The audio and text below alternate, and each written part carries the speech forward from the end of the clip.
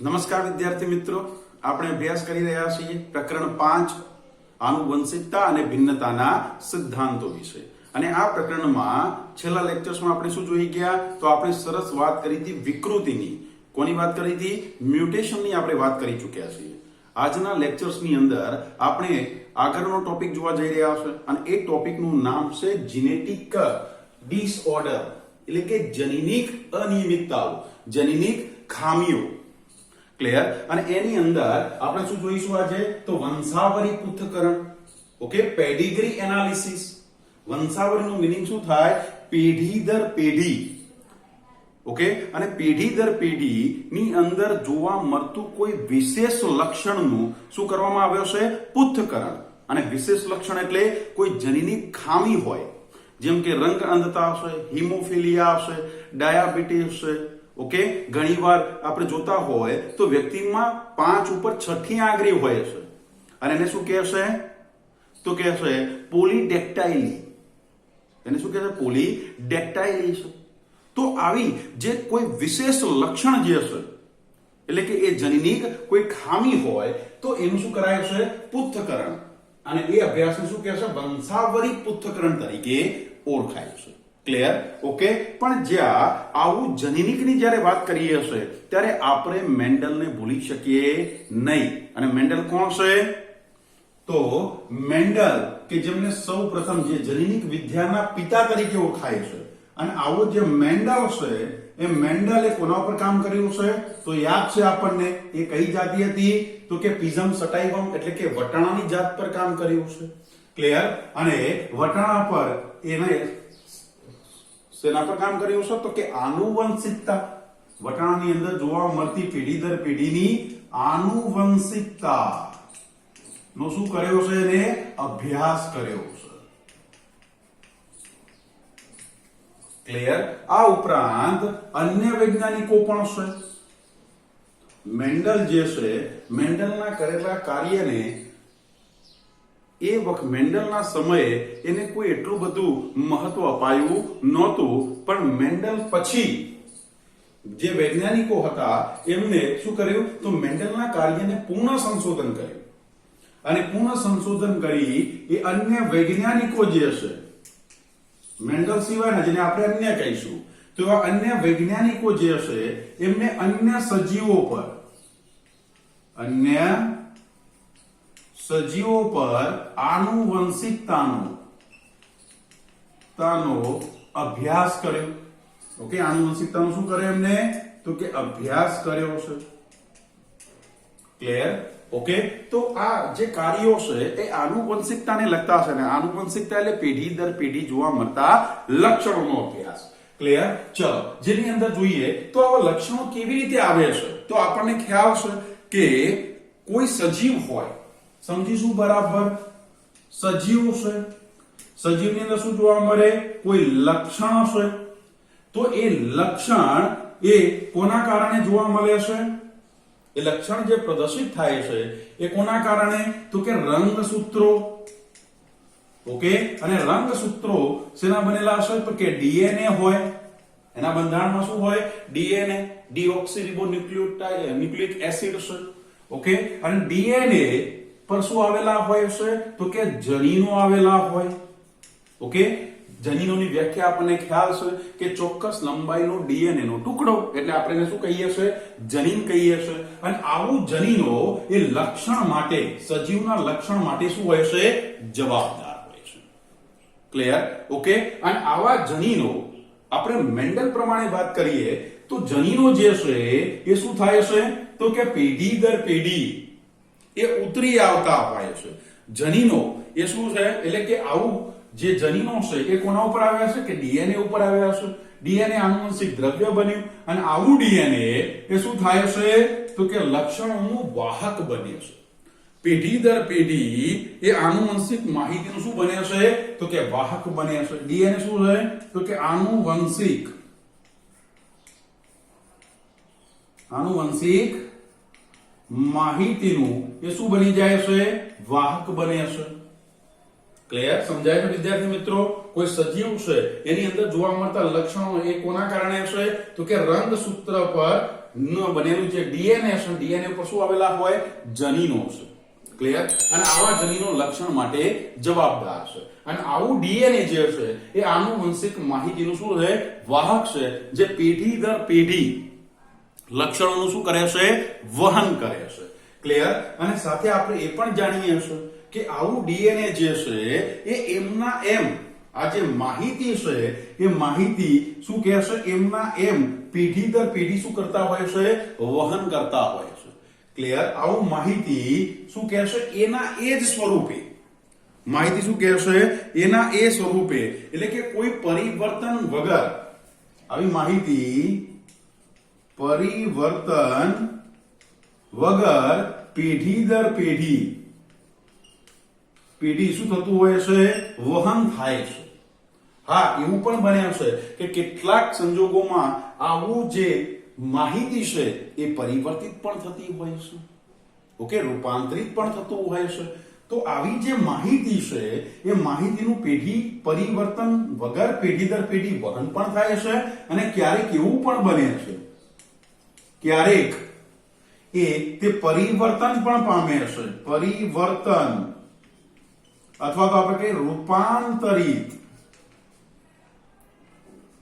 થાય છે. અને શું થતું હોય છે? વહન થતું હોય છે. એટલે કે પેઢી દર પેઢી એમના એમ પણ વહન થાય છે. અને ઘણીવાર એવું કેટલીક વાર એટલું પણ એવું પણ બને છે, કેટલીક વાર એવું પણ બને છે કે પરિવર્તન કે રૂપાંતરિત થાય છે. અને રૂપાંતરિત ડીએનએ એ પેઢી દર પેઢી ઉતરતું જોવા મળે છે. અને આવું જ્યારે પરિવર્તન થાય કે રૂપાંતરિત થાય છે ત્યારે એને આપણે શું કહીએ છીએ? વિકૃતિ, અથવા તો એને આપણે શું કહીએ છીએ? મ્યુટેશન કહીએ છીએ. જ્યારે આવું ડીએનએ પરિવર્તન થાય અથવા કોઈ રૂપાંતરિત થઈ ગયું હોય અને પછી જો પેઢીમાં ઉતરી આવે તો એને આપણે શું કહીએ છીએ? વિકૃતિ કહીએ છીએ. એને આપણે શું કહીએ છીએ?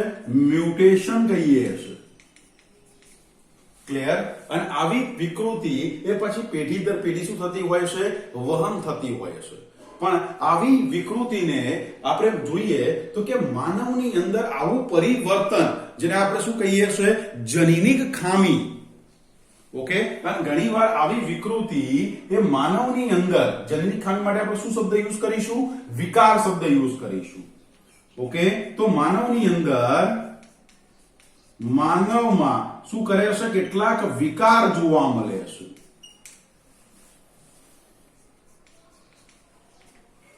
ક્લિયર? ઓકે, આવા માનવમાં શું જોવા મળે છે? વિકાર જોવા મળે છે. પણ આવો વિકાર કેવી રીતે આવ્યો? તો એ આવવાનું કારણ શું છે? કે જે રંગસૂત્ર છે કે ડીએનએ છે એમાં શું આવ્યું છે? પરિવર્તન. આવા વિકારને આપણે શું કહીશું? જનીનિક અનિયમિતતા કહીશું. જેને શું કહીશું? જનીનિક અનિયમિતતા. અને જનીનિક અનિયમિતતાનું કારણ શું? તો કે રંગસૂત્રો, અથવા આપણે શું કહીએ છીએ? જે જનીનિક શું કહેવાય છે? પરિવર્તનથી થાય છે. એટલે કે રંગસૂત્રમાં ક્યાંક બદલાવ આવ્યો છે અથવા જનીનોમાં ક્યાંક ફેરફાર થયો છે. અને આવો જનીનિક ફેરફાર, જેને આપણે મ્યુટેશન કહીએ છીએ, પણ મ્યુટેશન કેટલીક વાર કયા સ્વરૂપે જોવા મળે છે? વિકાર સ્વરૂપે જોવા મળે છે, જેને આપણે જનીનિક ડિસઓર્ડર અથવા તો જનીનિક ખામી તરીકે ઓળખીએ છીએ. ક્લિયર? અને માનવ સમાજની અંદર આવા વિકારની વાત તો પહેલાથી જ જોવામાં આવી છે. ઓકે, એવું નથી કે આજનું છે. તમને ખ્યાલ ના હોય તો વિદ્યાર્થી મિત્રો કહી દઉં, રાજાશાહી વખતે દરેક ગામની અંદર વહીવંચા હતા. અને વહીવંચા એટલે કોઈ એક વ્યક્તિ હોય એની પેઢી દર પેઢીનો આખો ઇતિહાસ એના જોડે હોય. તમે એના જોડે જાઓ એટલે કોઈ વ્યક્તિને આખું પેઢી નામું કાઢીને તમે કહી દે તો એને એ કોણ કરતા? એ વહીવંચા હતા. એ આ સિસ્ટમ આજે નથી જોવા મળતી, પણ પહેલાના સમયમાં આ વ્યવસ્થા હતી, જેને વહીવંચા કહેતા. એને દરેક કુટુંબનો આખો વંશાવળી ચાર્ટ એના જોડે હોય. એના જોડે આખું વૃક્ષ જેવું રચના બનાવી હોય. તમે કોઈ પણ વ્યક્તિની માહિતી એના જોડે જઈને લઈ શકાય છે. પણ આજે વ્યવસ્થા જોવા મળતી નથી. એને શું કહેતા? વહી વંચા. ઓકે, ચાલો હવે જોઈએ તો આવો વિકાર જે છે એ માનવ સમાજની અંદર તો પહેલાથી ચાલતો આવ્યો છે અને એનો આધાર એ કોઈ કુટુંબ હોય એની અંદર જોવા મળતા જે વિશિષ્ટ લક્ષણો અથવા આપણે કહીએ વિશેષ લક્ષણોને ધ્યાને રાખીને જોવામાં આવે છે.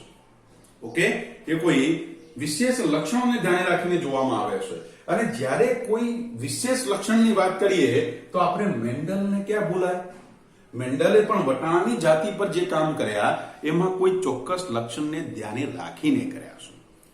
અન્ય જે વૈજ્ઞાનિકો છે એમને કરેલા કાર્યો પણ કોઈ ચોક્કસ લક્ષણને ધ્યાને રાખીને કર્યા છે. ક્લિયર? ઓકે, પણ આપણે જાણીએ છે કે મેન્ડલે વટાણાની જાતિ પર કામ કર્યું કે અન્ય વૈજ્ઞાનિકો એટલે કે આપણે વાત કરી ટી.એચ. મોર્ગન, તો એને કોના ઉપર કામ કર્યું? ડ્રોસોફિલા મેલાનોગેસ્ટર પર કામ કર્યું છે. પણ મેન્ડલે પસંદ કરાયેલી વટાણાની જાતિ હોય કે પછી ટી.એચ. મોર્ગન દ્વારા પસંદ કરાયેલી ડ્રોસોફિલા મેલાનોગેસ્ટર એટલે કે ફળમાખીની વાત હોય, પણ એમનો આયુષ્યકાળ કેવો છે? ટૂંકો છે. ડ્રોસોફિલામાં જાણીએ છે કે 2 અઠવાડિયાનો જીવનકાળ છે.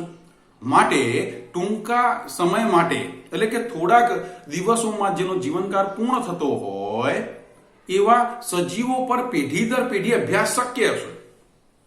કારણ કે 14 દિવસમાં તો જીવનકાળ પૂરો થાય છે, તો બીજા 14 દિવસમાં બીજી પેઢીનો જીવનકાળ જોઈ શકાય, ત્રીજા 14 દિવસમાં ત્રીજી પેઢીનો, ચોથા 14 દિવસમાં ચોથી, એમ પેઢી દર પેઢી ઘણી બધી પેઢી દર સુધી આપણે અભ્યાસ કરી શકીએ. પણ માનવ જીવનમાં શક્ય નથી, કારણ કે મનુષ્યનો જીવનકાળ એ લાંબો છે. કોઈ વૈજ્ઞાનિક કોઈ માનવના પેઢી દર પેઢી જો અભ્યાસ કરવા જાય તો એને 300-400 વર્ષનું આયુષ્યકાળ લેવું પડે, અને એટલું આયુષ્ય મનુષ્યનું હોતું નથી. તો માનવમાં એ શક્ય નથી કે જેમ મેન્ડલે વટાણા પર કે ટી.એચ. મોર્ગને ડ્રોસોફિલા પર જે કામ કર્યું એ માનવ પર આનુવંશિકતાનો અભ્યાસ એ રીતે શક્ય નથી. તો હવે શું કરવું પડે? તો એના માટે કોઈ લક્ષણ સમજો. હવે બરાબર માનવ છે, માનવની અંદર કોઈ વિશિષ્ટ લક્ષણ માટેની આનુવંશિકતાનો અભ્યાસ, આનુવંશિકતાનો અભ્યાસ કરવો હોય તો પછી શું કરવું પડે? એને આનુવંશિકતાનો અભ્યાસ કરવો હોય તો એના માટે એને ઇતિહાસ જાણવો પડે. એ વ્યક્તિગત શું જાણવું પડે? ઇતિહાસ.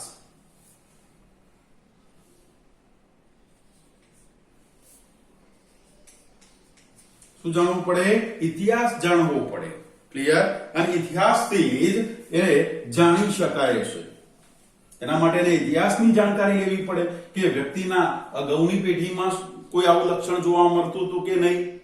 તો એના માટે શું જોવું પડે? ઇતિહાસ, હિસ્ટ્રી જાણવી પડે. અને તો જ એ લક્ષણ, એ વિશિષ્ટ લક્ષણનો આનુવંશિક અભ્યાસ શક્ય બને છે. ક્લિયર? એટલા માટે કહે છે કે અહીંયા માનવ કુટુંબની અંદર અનેક પેઢીઓ સુધી, સમજો વંશાવળી પૃથ્થકરણ એટલે શું છે આપણે એ સમજી રહ્યા છો. અહીંયા કોઈ એક વિશિષ્ટ લક્ષણનો માનવમાં આનુવંશિકતાનો અભ્યાસ કરવો હોય તો એનો વ્યક્તિગત ઇતિહાસ જાણવો પડે. એટલા માટે કહે છે માનવ કુટુંબમાં, યાદ રાખીશું, માનવ કુટુંબમાં શું કહે છે? પેઢી દર પેઢી અથવા તો અનેક પેઢીઓ સુધી,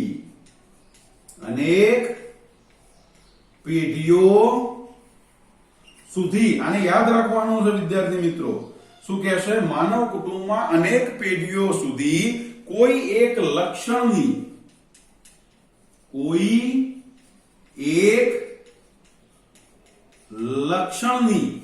અને કોઈ એક લક્ષણ એટલે આપણે કીધું ઓકે કે ચાહે કોઈ વ્યક્તિને કોડ નીકળ્યા હોય, ઓકે ઘણા વ્યક્તિને તમે તો કોડ નીકળે છે, કોઈને છઠ્ઠી આંગળી છે, કોઈને ડાયાબિટીસ છે.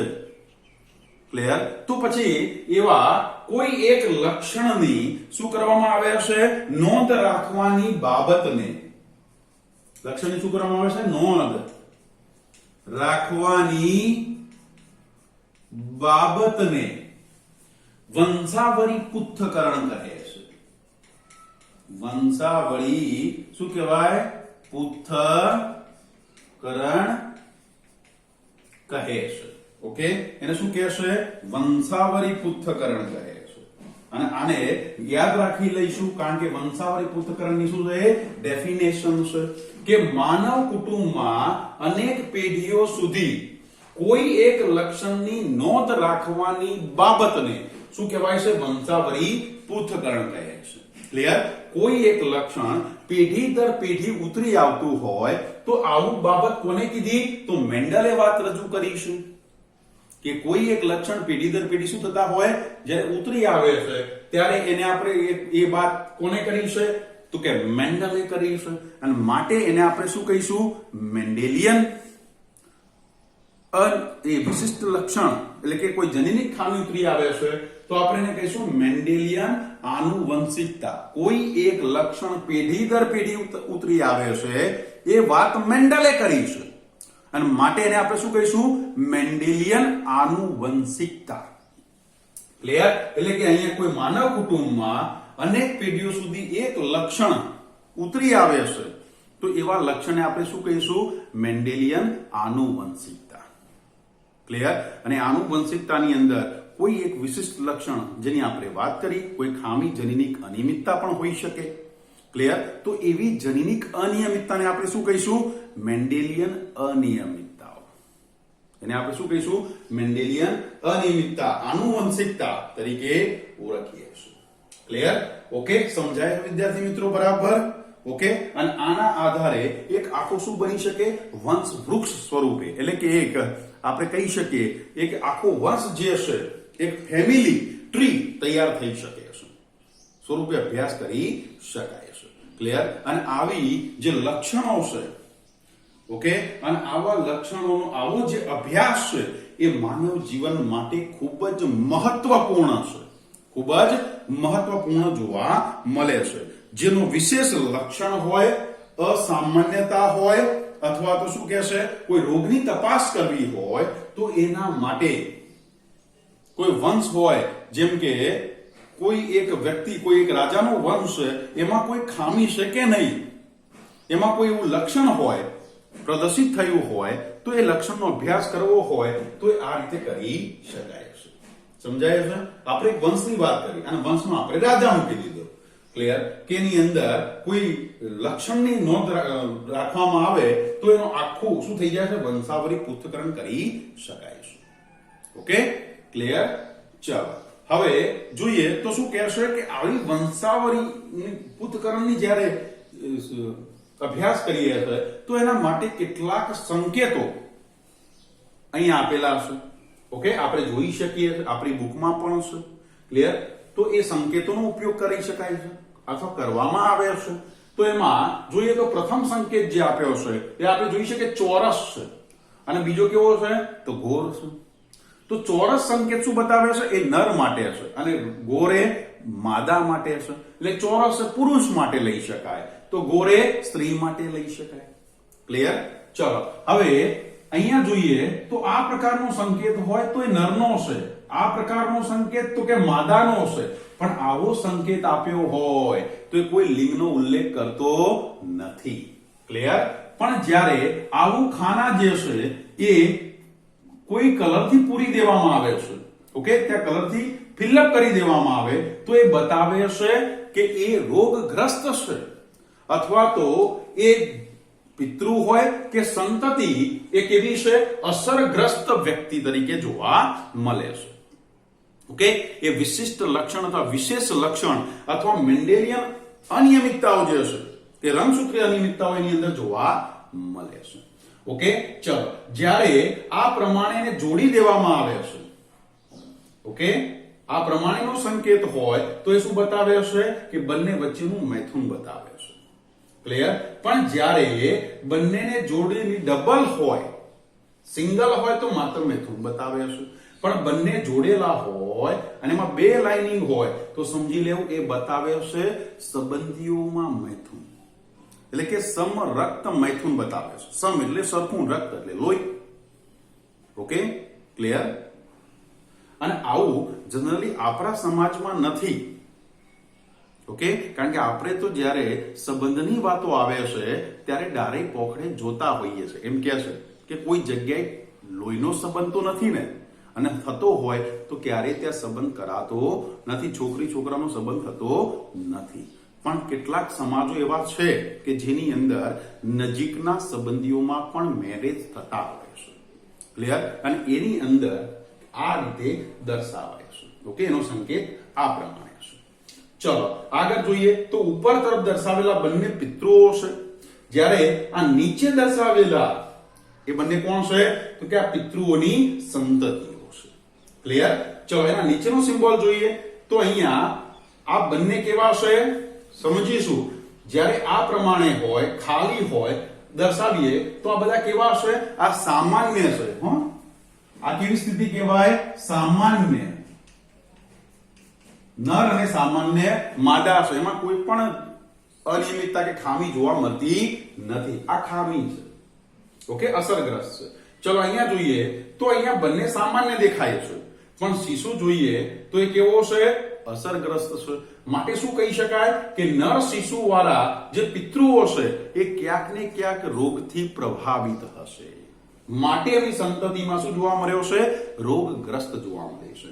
ક્લિયર? આ પ્રમાણેનો સંકેત જે છે એ શું બતાવે છે? તો કે 5 છે. આ કેટલી સંતતિઓ બતાવે છે? 5. આવા 5 દોરવાની જરૂર નથી, પણ આ 5 સંતતિઓ બતાવે છે. પણ એ કેવી છે? પ્રભાવ વિહીન. એમાં કોઈ અસરગ્રસ્ત જોવા મળતી નથી. એ કેવી સ્થિતિ બતાવે છે? સામાન્ય સંતતિઓ છે. ઓકે, 5 સંતતિઓને આપણે આ પ્રમાણે કરીને એની અંદર 5 લખી દઈએ તો એ કેટલી સંતતિઓ? 5 સંતતિઓનો ઉલ્લેખ કરે છે. 4 લખો તો 4, 3 લખો તો અહીંયા 3 સંતતિનો ઉલ્લેખ કરતું જોવા મળે છે. તો વંશાવળી પૃથ્થકરણ માટેના જે સંકેતો છે એ બધા આ સંકેતો છે. આનો ઉપયોગ કરવામાં આવે છે. ક્લિયર? ઓકે, ચલો સરસ રીતે આપણે વંશાવળી પૃથ્થકરણ સમજ્યા. ચલો આને હવે શું કરી લઈએ? નોટ કરી લઈએ. ઓકે, પછી આગળ જોઈએ. ચલો વિદ્યાર્થી મિત્રો આગળ જોઈએ તો આગળ શું કે જનીનિક અનિયમિતતાની અંદર હવે જોઈએ મેન્ડેલિયન અનિયમિતતા. ક્લિયર?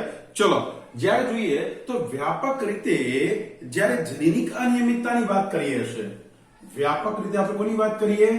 જનીનિક અનિયમિતતા. ક્લિયર? ત્યારે આવી જનીનિક જે અનિયમિતતા છે એ 2 જૂથમાં પડી જાય છે. એના કેટલા જૂથ પડે છે? તો કે 2 જૂથ પડે છે. એક જૂથમાં આવે છે રંગસૂત્રીય અનિયમિતતા. ક્લિયર? અને બીજું જૂથ પડી જાય છે મેન્ડેલિયન અનિયમિતતા. ક્લિયર? શું કહેશે? કોઈ જનીનિક અનિયમિતતાની વાત કરીએ, જનીનિક ખામીની જ્યારે વાત કરીએ છે ત્યારે એના 2 જૂથ પડે છે. એક રંગસૂત્રીય અનિયમિતતા અને બીજી પડે મેન્ડેલિયન અનિયમિતતા. અને મેન્ડેલિયન અનિયમિતતા એ શું છે કે કોઈ એક જનીન છે. ઓકે, આપણે સમજીએ અનિયમિતતાનો મીનિંગ શું થાય? તો અનિયમિતતાનો મીનિંગ થાય કોઈ એક જનીન, કોઈ એક જનીન છે. ઓકે, એ જનીન શું પામે છે? તો કે વિકાર પામે છે. કોઈ એક જનીન શું થઈ જાય છે? તો કે વિકાર પામે છે. ઓકે, અથવા તો એટલે આપણે કહીએ વિકારનો મીનિંગ શું થાય? એ કાં તો રૂપાંતરિત થવું અથવા તો આપણે શું કહીએ કે એમાં કોઈ વિકૃતિ આવે છે. વિકારનો મીનિંગ શું થાય? કે જનીન રૂપાંતરિત અથવા તો એમાં વિકૃતિ આવે છે. ક્લિયર? અને આવી જે વિકાર જે છે એ શું થાય છે કે આનુવંશિક રીતે આવું જે જનીન છે એ સંતતિઓની અંદર શું થાય છે? ઉતરી આવે છે. ઓકે, વિકાર એ જે ક્રિયાવિધિ આપણે કીધી કે આનુવંશિકતા ની ક્રિયાવિધિ છે એ કોઈ ક્રિયાવિધિ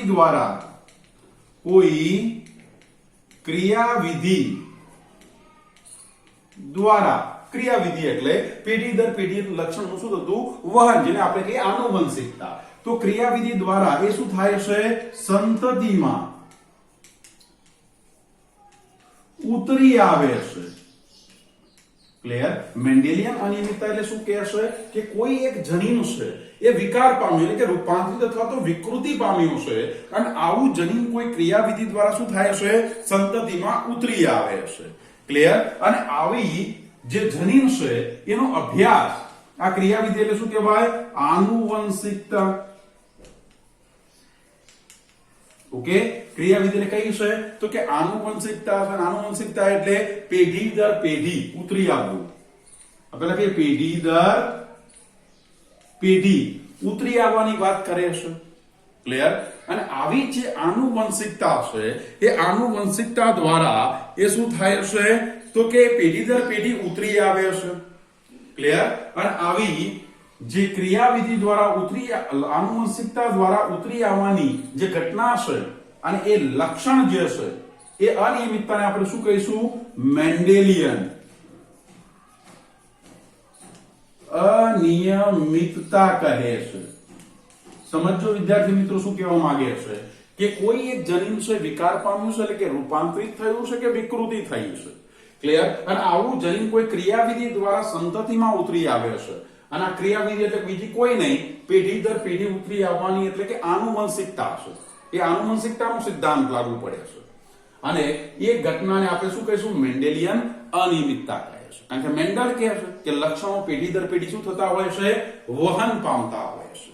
ક્લિયર? અને આવી મેન્ડેલિયન જે અનિયમિતતા અથવા તો આનુવંશિકતાના જો ઉદાહરણની વાત કરીએ તો ઉદાહરણ સ્વરૂપે શું હોઈ શકે? તો કેટલીક અનિયમિતતાઓ છે જેની અંદર સૌથી પહેલા જોઈએ તો કે હિમોફિલિયા છે, સિસ્ટિસ ફાઇબ્રોસિસ છે, રંગ અંધતા છે. ઓકે, હિમોફિલિયા છે, સિસ્ટિસ ફાઇબ્રોસિસ છે, રંગ અંધતા છે. ક્લિયર? સિકલ સેલ એનિમિયા છે, ફિનાઇલ કીટોન્યુરિયા છે, સિકલ સેલ એનિમિયા છે. ઓકે, ચલો તો અહીંયા હિમોફિલિયા, સિસ્ટિસ ફાઇબ્રોસિસ, રંગ અંધતા, સિકલ સેલ એનિમિયા છે. ક્લિયર? આ ઉપરાંત જોતા ફિનાઇલ કીટોન્યુરિયા છે, થેલેસીમિયા છે, ફિનાઇલ કીટોન્યુરિયા કે થેલેસેમિયા છે, થેલેસેમિયા.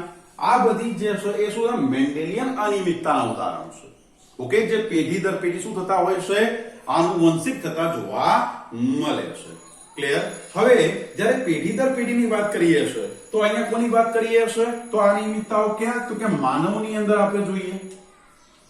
ઓકે, તો માનવની અંદર જ્યારે જોઈએ છે ત્યારે આપણને ખ્યાલ છે કે માનવની અંદર કેટલા રંગસૂત્રો છે? તો 23 જોડ રંગસૂત્રો છે. માનવમાં કેટલા રંગસૂત્રો છે? તો કે 23 જોડ રંગસૂત્રો છે, જેની અંદર શું હોય છે?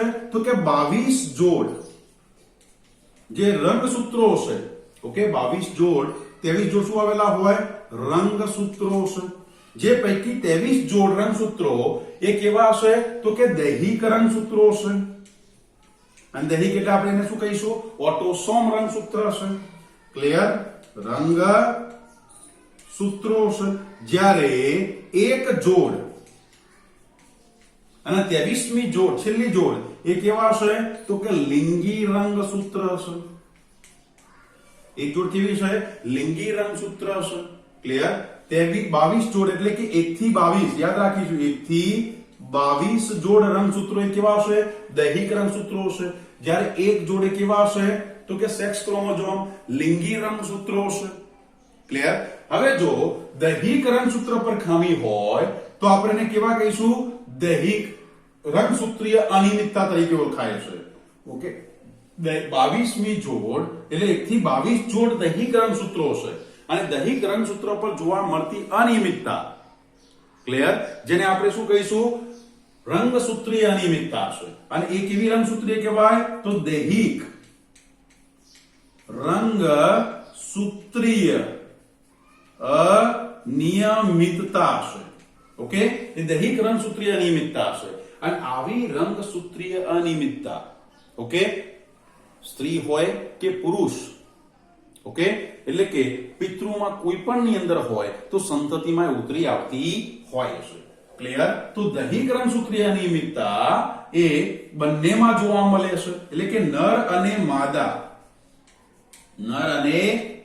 માદા બંનેમાં જોવા મળે છે. ક્લિયર? દૈહિક રંગસૂત્રીય ઉપર જોવા મળતી જે ખામી છે એ તો સંતતિમાં નર હોય કે માદા બંને પર જોવા મળે છે. ક્લિયર? જ્યારે લિંગી રંગસૂત્ર પર હોય, ઓકે, તો લિંગી રંગસૂત્રો આપણને ખ્યાલ છે કે લિંગી રંગસૂત્રોમાં નર અને માદાની જો વાત કરીએ તો માદામાં XX હોય અને નરમાં શું હોય? X અને Y હોય. ક્લિયર? તો આમાં નર હોય કે માદા બંનેની અંદર જોઈએ તો X સંલગ્ન હોય કે Y સંલગ્ન. શું હોઈ શકે? ખામી હોઈ શકે, અનિયમિતતા હોય. એટલે કે લિંગી રંગસૂત્રમાં જોવા મળતી ખામી એ ચાહે X રંગસૂત્ર હોય કે ચાહે Y રંગસૂત્ર હોય, આ બંને સંલગ્ન હોઈ શકે. ક્લિયર? પણ અહીંયા આપણે કોના સંલગ્ન જોઈશું? તો આપણે અહીંયા જોઈશું આ બંને પૈકી X સંલગ્ન અનિયમિતતાની વાત કરવાની છે. આપણે કોની વાત કરીશું? X ઉપર, ચાહે નર પર X ઉપર હોય કે માદામાં બંને X તો X સંલગ્ન ખામીની વાત કરીશું. ક્લિયર? અને જેની અંદર X સંલગ્ન જ્યારે વાત કરીએ છે ત્યારે એ ખામી કાં તો પ્રભાવી પણ હોઈ શકે અથવા તો પ્રચ્છન્ન સ્વરૂપે પણ જોવા મળે છે. એટલે કે કોઈ આમાં જે X કે Y X સંલગ્નની વાત કરીએ તો એ ખામી પ્રભાવી, આપણે મેન્ડલ પ્રમાણે યાદ છે કે કેપિટલ T હોય તો પ્રભાવી જનીન કહેવાય અને સ્મોલ t હોય તો પ્રચ્છન્ન જનીન કહેવાય છે કે નહીં? તો અહીંયા પ્રભાવી કે પ્રચ્છન્ન જનીનની ખામી હશે. ઓકે, તો એવી X સંલગ્ન ખામી પ્રભાવી પણ હોઈ શકે કે પ્રચ્છન્ન ખામી સ્વરૂપે પણ જોવા મળે છે. ઓકે, તો આવી અનિયમિતતા એટલે કે X સંલગ્ન જે ખામીઓ છે અને એમાં આપણે કોના વિશે જોઈશું? તો X સંલગ્ન પ્રચ્છન્ન જનીનની જે ખામી છે એટલે કે અનિયમિતતાઓ છે એના વિશે આપણે આગળ જોઈશું. ક્લિયર? અને સાથે એ પણ જોઈએ કે જ્યારે દૈહિક ખામીની વાત કરીએ છીએ, ક્લિયર, તો એ દૈહિક ખામી માટે બે ચાર્ટ આપણી બુકની અંદર આપેલા છે અને જેની અંદર આપણે જોઈ શકીએ છીએ. તો અહીંયા વિદ્યાર્થી મિત્રો ધ્યાન આપીશું, બંને ચાર્ટ મહત્વના છે, એમસીક્યુ ની અંદર આપી શકે અને આ બંને ચાર્ટ કેના છે? તો કે અનિયમિતતાના છે. ઓકે, પ્રતિકાત્મક વંશાવળી પૃથ્થકરણ.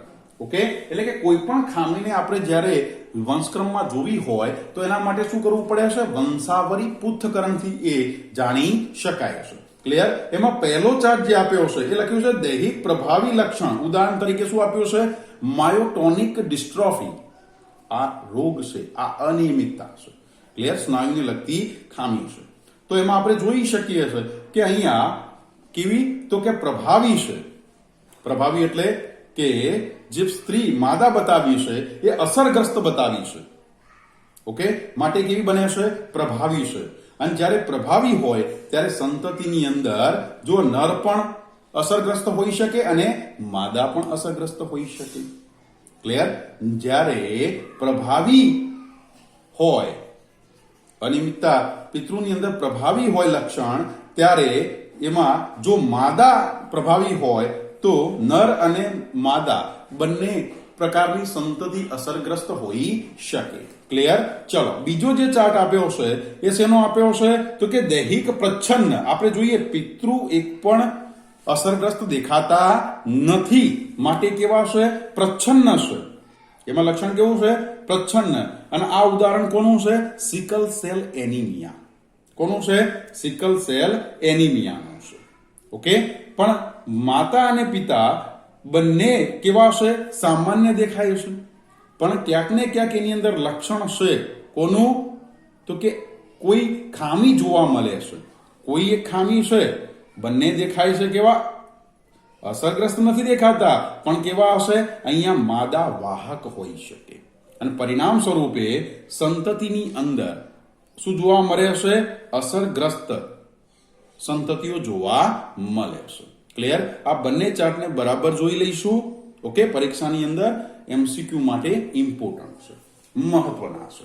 ઓકે, અને આગળ જે એક સંલગ્ન જે ખામીઓ છે, એ એક સંલગ્ન જે ખામીઓ આપણે અહીંયા મેન્ડેલિયન જે અનિયમિતતાના ઉદાહરણ આપ્યા છે એને આપણે વધુ આગળ જોઈશું, પણ એ ક્યારે? નેક્સ્ટ લેક્ચરમાં. ઓકે, અને જોઈશું કે તમારા મગજમાં એકદમ ક્લિયર થઈ જશે કે આનુવંશિકતા, જે મેન્ડેલિયન આનુવંશિકતા અથવા એક સંલગ્ન જે ખામીઓ છે તે કેવી રીતે જોવા મળે છે. ઓકે, અને ખૂબ ધ્યાનથી સમજીશું કારણ કે પરીક્ષા માટે ખૂબ મહત્વના છે, દાખલા સ્વરૂપે પણ પૂછાતા હોય છે. ઓકે, ચલો સરસ રીતે એવી રીતે સમજીશું કે આપણને પરીક્ષામાં કોઈ મુશ્કેલી પડશે નહીં, પણ ગોખવાનું નથી. ઓકે, ચલો ફરી મળીશું. Thank you.